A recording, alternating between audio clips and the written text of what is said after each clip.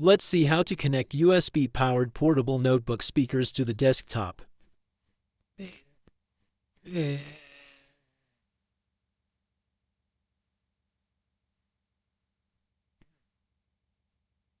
speakers are not working.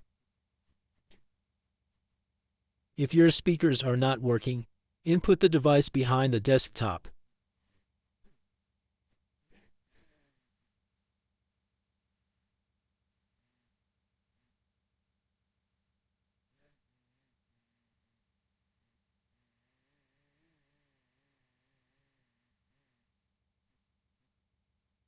If your speakers still don't work, then go to the computer control panel.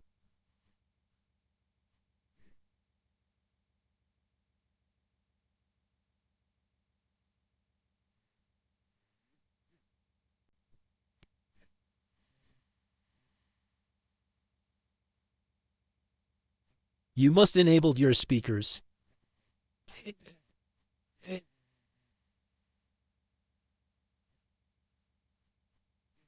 Hope your USB speaker works.